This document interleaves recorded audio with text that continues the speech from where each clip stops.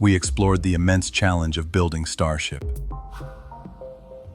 Now we ask the ultimate question: what is its purpose? The destination has always been singular: Mars. But why the red planet?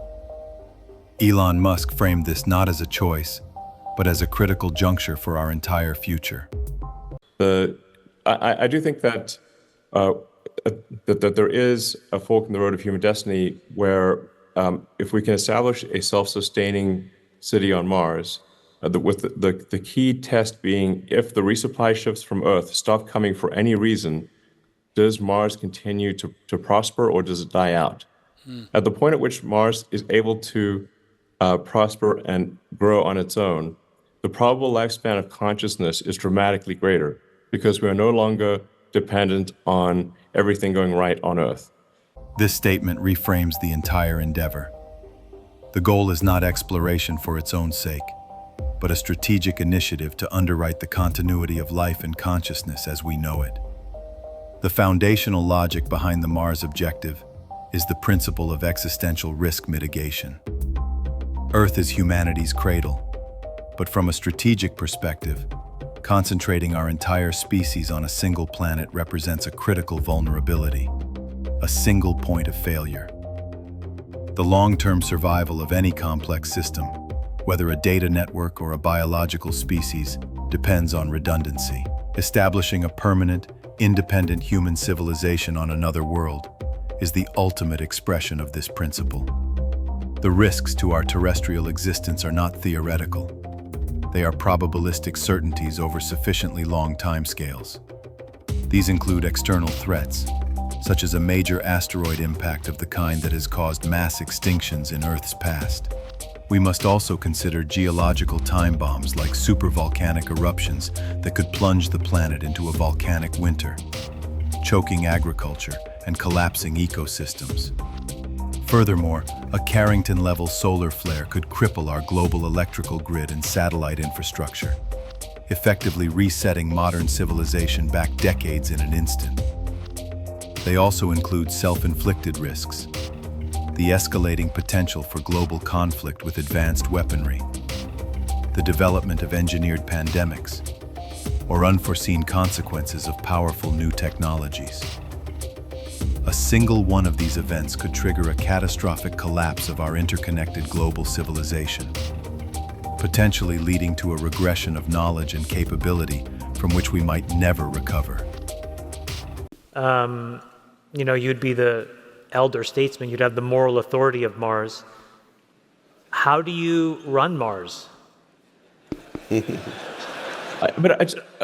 There's this point that I think I want to just emphasize again that it's more important than the form of governance on Mars or who's there in the early days. What really matters is that Mars is self-sustaining, that we are truly a multi-planet species, and such that we've achieved planetary redundancy. So that if something, and obviously we should do everything possible to make sure life on Earth is great, but there's always some risk of an annihilation event on Earth. Yeah. Like I said, self-annihilation or some natural disaster. And so the probable lifespan of consciousness increases dramatically as soon as we are a multi-planet species, with the key test being, can Mars survive if the resupply ships stop coming? Achieving this level of independence is a challenge of almost unimaginable complexity. It implies exporting not just people and supplies, but our entire industrial base. A self-sustaining city on Mars requires the ability to conduct large-scale, in-situ resource utilization, ISRU.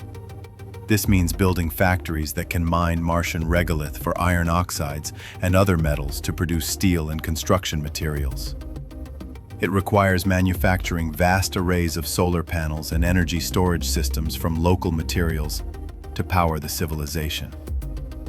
It demands the construction of closed-loop agricultural systems, producing food and oxygen, and creating fertilizers from the nitrogen in the Martian atmosphere. This extends beyond basic materials. It means establishing foundries, chemical processing plants, and eventually, perhaps the most difficult challenge of all, semiconductor fabrication facilities. The creation of complex microelectronics is the bedrock of a technological society, and achieving this level of industrial sophistication on another world, bootstrapped with highly autonomous robotics, is a core requirement for true independence.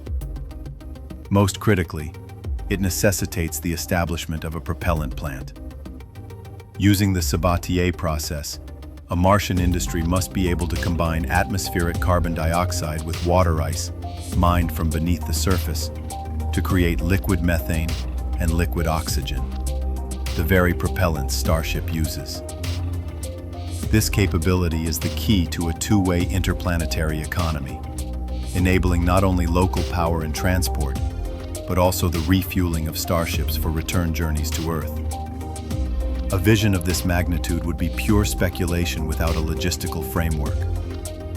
SpaceX's plan is aggressive and predicated on a celestial timetable.